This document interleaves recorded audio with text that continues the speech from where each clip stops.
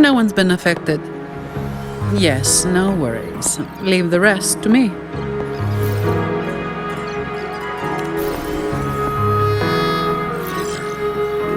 Ah, it's you. What a coincidence. A short yet violent quake hit Ragusa not long ago. We still don't know the cause, but we're checking for casualties. Fortunately, the damage seems minimal. That explains the commotion. I didn't expect the Order to have a research facility hidden deep underwater. Sounds like a whole mess to clean up there. I'll report everything to Miss Carlotta. With the common echoes involved, the families, the Order, no, the entire city will need to unite.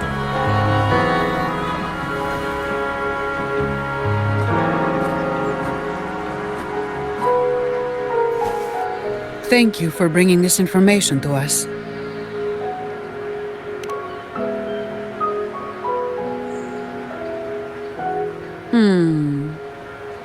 If what Fenrico said is true, the Order should make the right choice here. But that's not something I need to worry about at my pay grade. If the situation in Septimont is still unclear, you should go there first. Don't worry about us. Ragusa will be fine.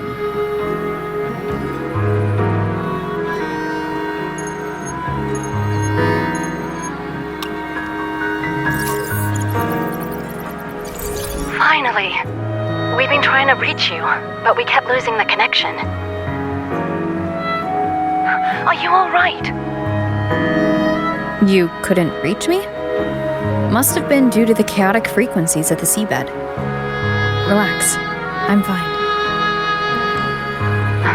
That's a relief. You mentioned the seabed.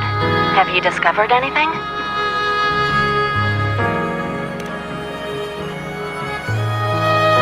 You were right. The Threnodian's power at the seabed came from Mia. It crystallized within a gem, luring Fenrico to open a rift for the dark tide to seep through. It tried to escape back into the tide to merge with the remaining Threnodian power, to grow stronger. You mean the Threnodian's gem caused the dark tide? But we didn't detect any anomalous frequencies in Renacida.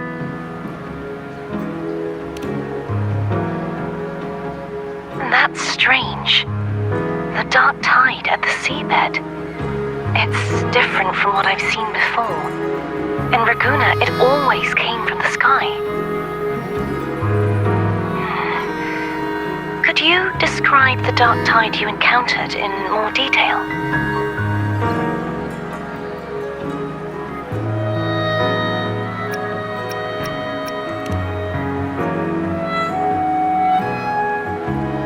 I see.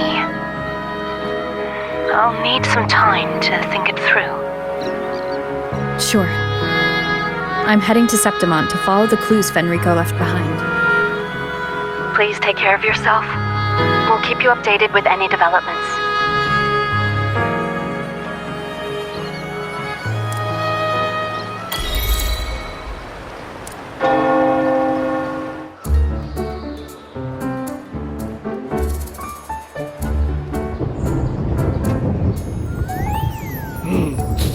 Muggy day.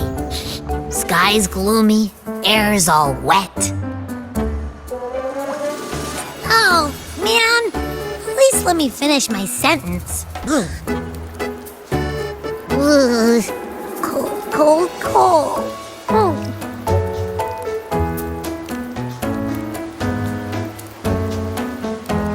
All right, I'm famished. We barely had a bite sprinting all the way here from Ragusa.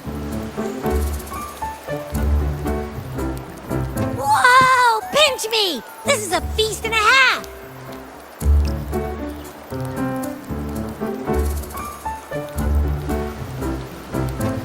Hey, Rover. So, we did bring enough money, right? I mean, we kind of rushed out without grabbing anything.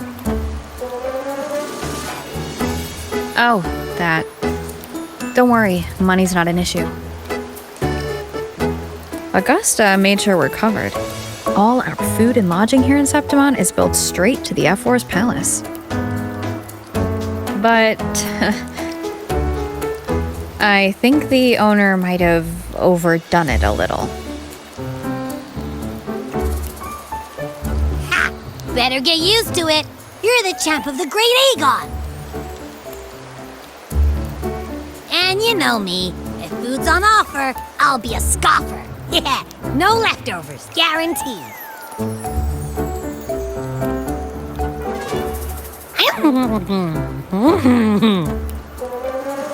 Free stay, free meal. This effort really knows how to treat guests. Maybe we should, hang around a bit longer.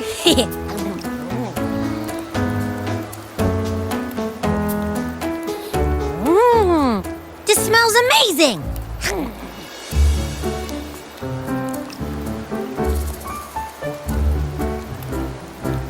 Abby, what do you think Imperator wants me to find? If Cardathia's right, the last clues should be somewhere on the Sanguis plateaus. We're so close to the finish line. Just one step away. But our pace has slowed. Relax. We're already back in Septimont. What's the rush? I remember Lupa said there's this weird blight cloud hanging over the Sanguis plateaus.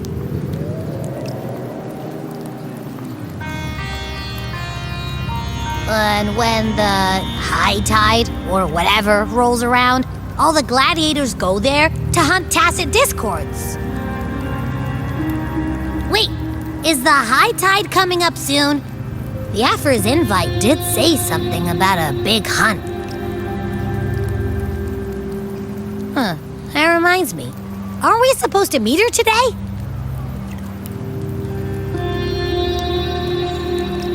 A messenger came this morning. Augusta is dealing with an emergency, so our meeting's postponed. Looks like it'll be a while. An unexpected change. It's throwing everything off course. I don't like the feel of it. And why me for this hunt? If it's about the Great Aegon, the messenger said none of the other gladiators were invited.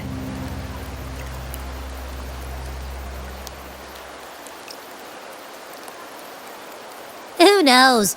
Maybe she just wants to test her strength against you. Typical Septimontian, right? You think so? I've only met her a few times, but I doubt she acts on such simple impulses. And as the F4, can she really thoughtlessly do whatever she wants? Guessed from afar, you possess eyes as clear as crystal. But what troubles you so that eyes once bright as the highland sky now darken with rolling clouds?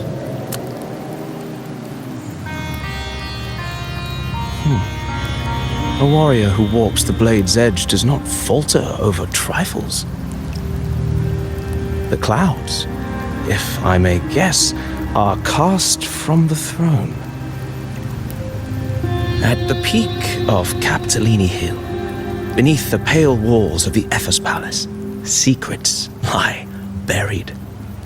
And the most intricate among them are those born from the pursuit of power. Even one as honorable as the Epher must learn when to be ruthless. In Septimont, a city forged in iron and blood, anyone who seeks the throne without knowing the cost is no better than a lamb marching to the butcher's knife.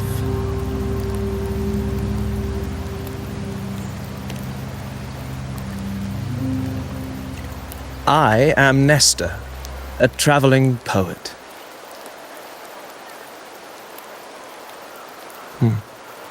The rains in Septimont never seem eager to leave this season.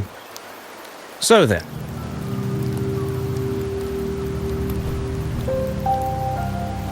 If you are curious about the Ephor, then allow me to say that nothing would honor me more than to offer even a modest service to the champion of the great Aegon.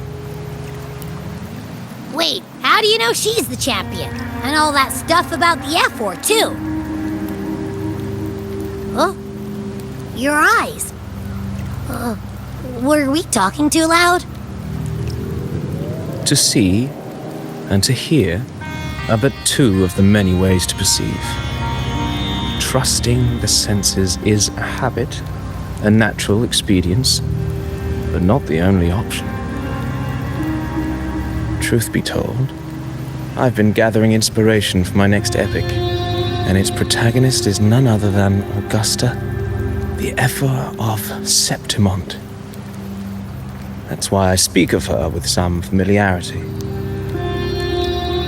I have a feeling your tale with her will soon be written, and knowing more about those who walk alongside you is rarely without its benefits.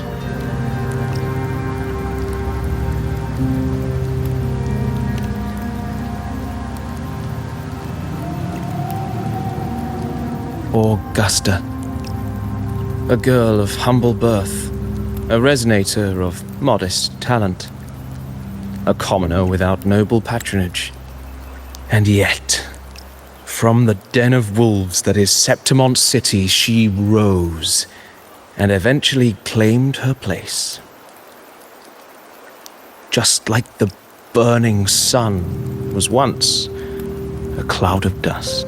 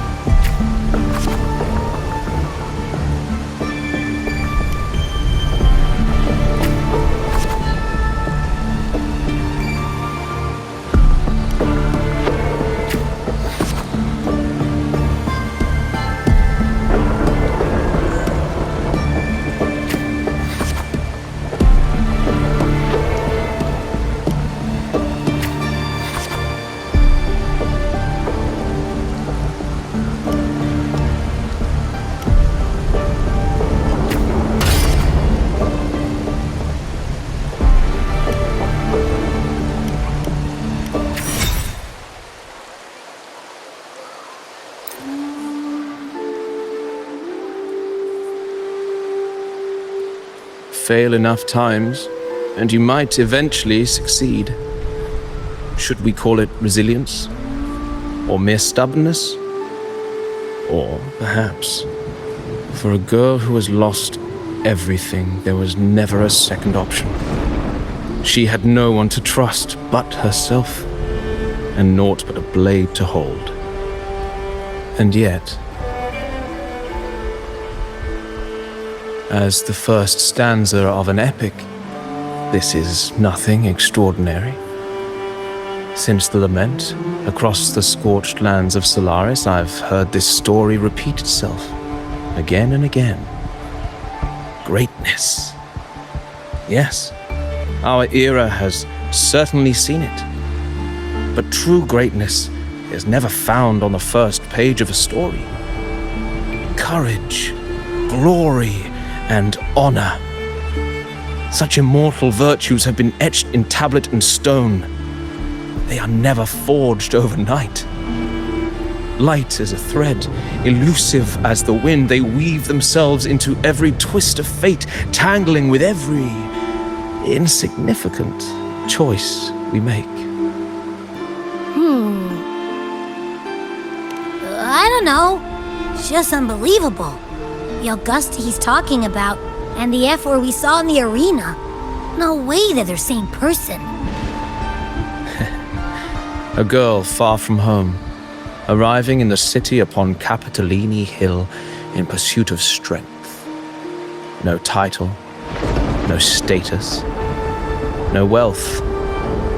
I doubt anyone at the time could have imagined her rising to where she is now. Do you mean Cato?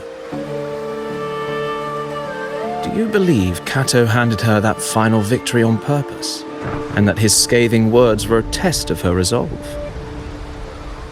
Then Cato must have been an idealist to place his faith in a girl with nothing to her name. Now, why don't we keep this question in mind and see where the story leads us?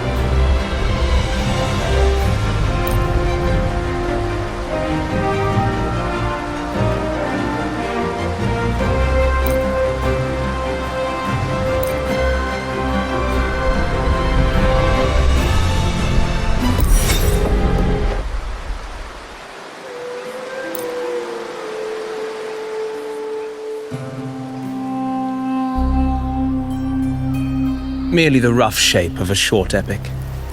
This is all I can offer about the F4.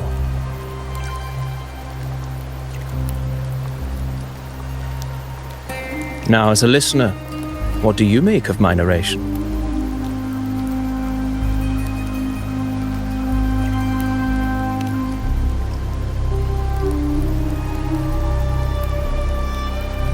I appreciate your kind words, my generous listener. I am only a humble wordsmith, spinning verses and rhymes. The essence of poetry is granted by those who dare defy their fate. But there is one thing I must confess. Through my words, your knowledge of the F4 is partial, at best. Poetry can only offer a glimpse of the true story, the reality of people, events, and things slips beyond the grasp of words. I do not belong in the pages of the epic, so I remain confined to the observer's gaze. I can imagine events and emotions unfold, but I cannot truly recreate them. Here's some advice for you, though I hesitate to call it such. If you want the truth of a story, step into it. Become part of it. The opportunity stands before you now. As I've said, the tale between you and Augusta, the hero of Septimont, is only now turning its next page.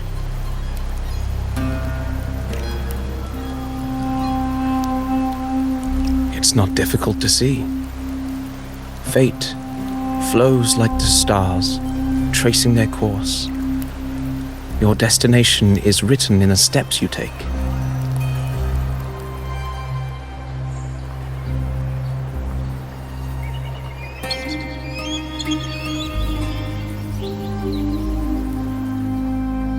The rain is passing.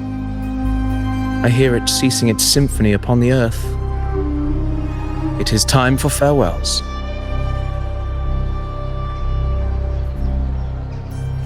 Before I leave, may I ask you one last question?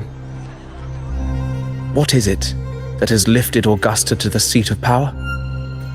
What is it that makes a ruler?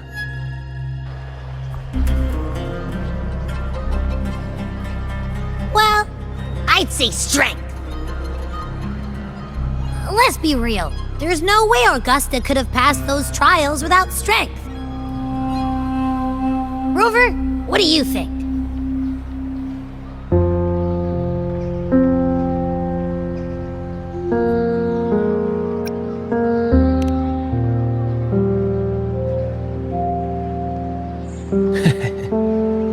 You needn't rush to answer now.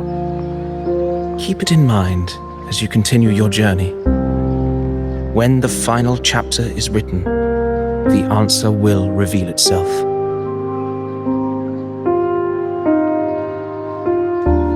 Farewell, my friend.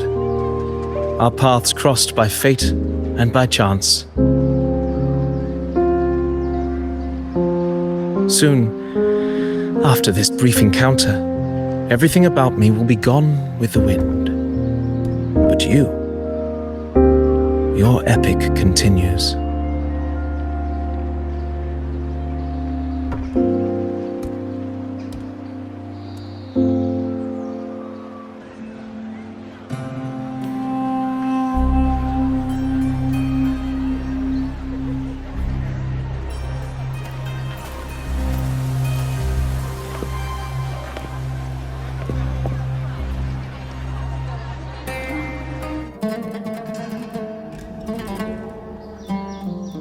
Your Excellency, you have indulged her too much. As the priestess, you know is far too unruly in both action and word. It's a disgrace to her title. Indeed. She entered the palace unannounced, uninvited, and with no decorum. A blatant affront to the authority of the palace. Same as always. Senators, all she crossed was a doorway. One too insignificant to carry the weight of our authority, or defend anyone's fragile pride. Let us not forget, it is not the walls of Capitolini Hill that command fear. It is my will, my sword, and our relentless conquest. I know your fear. You fear a priestess's voice drowning yours, and a rebel challenging the Senate's rules. But listen well. Power does not bow to sycophants, cowering behind their traditions. If you seek power, then step from the shadows. Face me, and prove yourself worthy.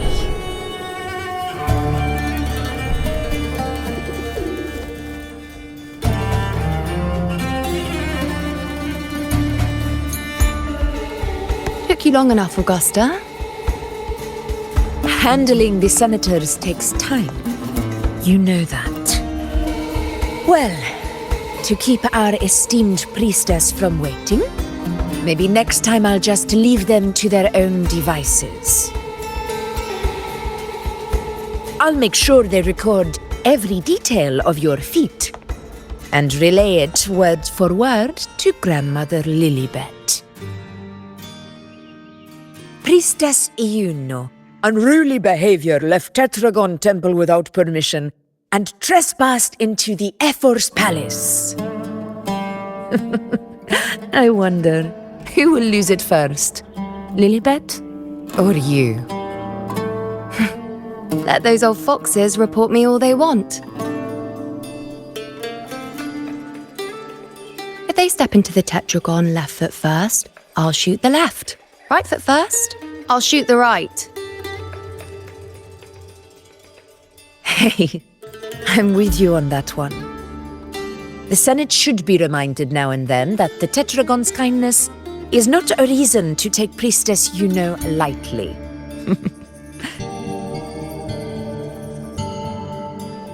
Why didn't you wait there? I had everything handled. We depart for the hunting ground tonight.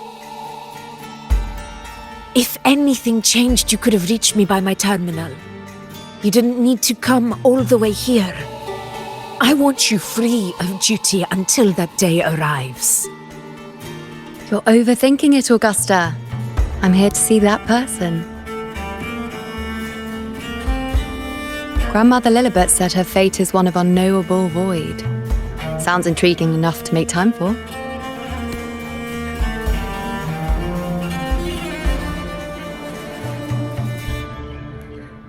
So that's it? Too bad.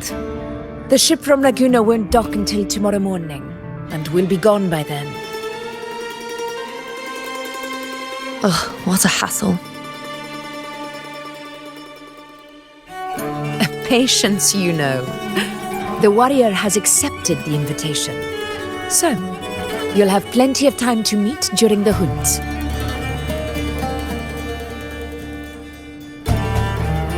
Is there something else you want to say? I read Grandma Lilibet's Book of Prophecies. The hunt and our plan, neither end well. Are you sure we should go through with this? Risk does not trouble me. Peril simply requires greater strength. But really, when did you start caring about the temple's traditions?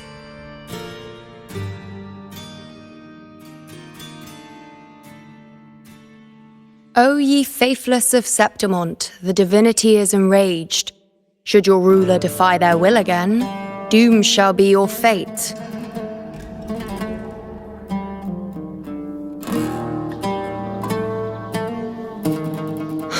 Lately, I've been hearing murmurs from the nobles again, about the ancient prophecy from Raguna. I will admit, those words once carried weight. But when our ancestors crossed the waters and climbed these hills, Raguna's divinity didn't get a seat on the ship. And the priestesses all said the prophecy was incomplete. Only the hero of heroes, wielding extraordinary power, risen from the dark tides, shall bring eternity to Septimont. Then shall the waters quiet, the tempest still, and glory return with the blood of the old king. Do not forget, this is the other half of the prophecy. Fabius, Attilius, Valeria, one after another, these heroes have saved Septimont from the brink of ruin. As long as a hero stands, no disaster can break this eternal city. What if this time is different? What if ruin is our fate? Then I will sever that fate with my blade.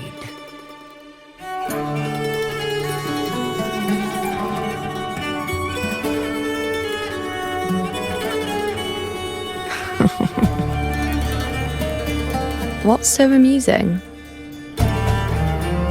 So, the fearless priestess Iuno can be frightened after all. But it's fine. If you're afraid, don't push yourself. I can handle this alone.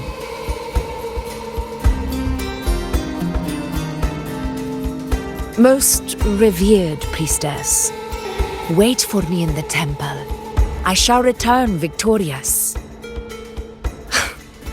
Frightened. Me? If anything, it's you, trying to shut me out and face it alone. Fine. Go ahead. You'll come back to me sooner or later. That I can't deny. I knew it. So you do need me for this hunt. Thank you. You know.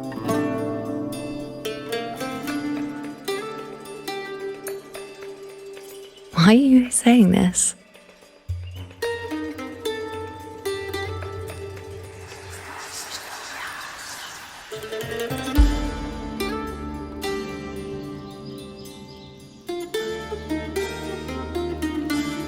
The storm is coming. Come, you know my friend. The best way to greet a storm is to walk straight into it.